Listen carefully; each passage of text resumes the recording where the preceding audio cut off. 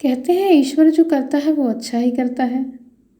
इसी का उदाहरण के लिए एक कहानी प्रस्तुत कर रही हूँ। तो कहानी पूरी सुनिएगा। बीरबल एक ईमानदार और धर्मप्रिय व्यक्ति था। वो प्रतिदिन ईश्वर की आराधना किया करता था। इससे उसे नैतिक और मानसिक बल प्राप्त होता था। वो अक्सर कहा करता था कि ईश्वर जो भी करता है मनुष्य के भले के लिए ही करता है।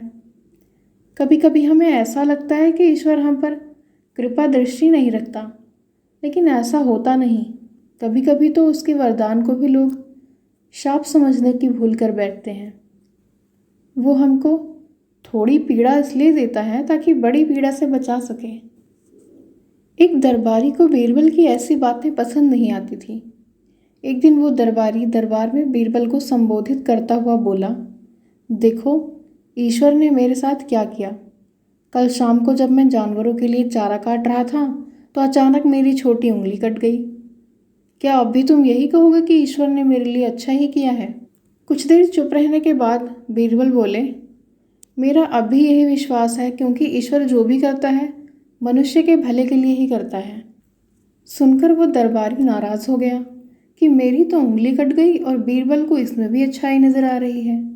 मेरी पीड़ा तो जैसे कुछ भी नहीं। कुछ अन्य दरबारियों ने भी उसके सुर में सुर मिलाया। तभी बीच में हस्तक्षेप करते हुए बादशाह अकबर बोले, बीरबल हम भी अल्लाह पर भरोसा रखते हैं, लेकिन यहाँ तुम्हारी बात से सहमत नहीं। इस दरबारी के मामले में ऐसी कोई बात नहीं दिखाई देती जिसके लिए उसकी तारीफ की जाए। बीरबल मुस्कुराता हुआ बोला, ठीक है जहाँपनाह, समय ही बताएगा। अब 3 महीने बीत चुके थे।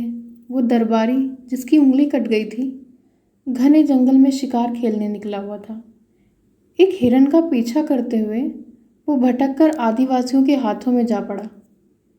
वे आदिवासी अपने देवता को प्रसन्न करने के लिए मानव बलि में विश्वास रखते थे। तो वे उस दरबारी को पकड़कर मंदिर में ले गए बलि चढ़ाने के लिए। लेकिन अब पुजारी ने उसके शरीर का निरीक्षण किया तो हाथ की एक उंगली कम पाई। पुजारी बोले, नहीं, इस आदमी की बलि नहीं दी जा सकती। यदि 9 उंगलियों वाले इस आदमी को बलि चढ़ा दिया गया तो हमारे देवता बजाय प्रसन्न होने के क्रोधित हो जाएंगे।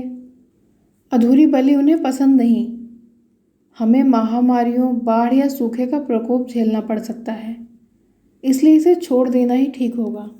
और उस दरबारी को मुक्त कर दिया गया। अगले दिन वो दरबारी दरबार में बीरबल के पास आकर रोने लगा।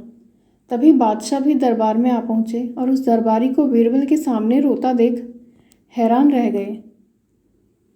तो अकबर ने सवाल किया, तुम्हें क्या हुआ, रो क्यों रहे हो? जवाब में उस दरबारी ने अपनी आपबीती विस्तार से कह सुनाई।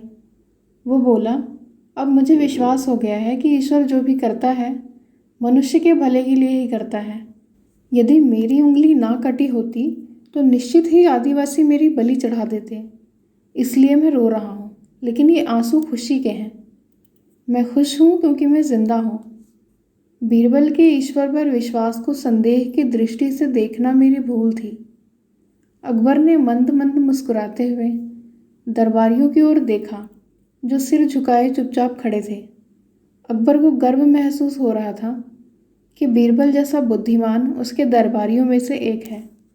अगर आपको ये कहानी अच्छी लगी है तो प्लीज़ लाइक ज़रूर करें, और अगर आप इस चैनल पर नए हैं तो प्लीज़ सब्सक्राइब करें, शेयर करें।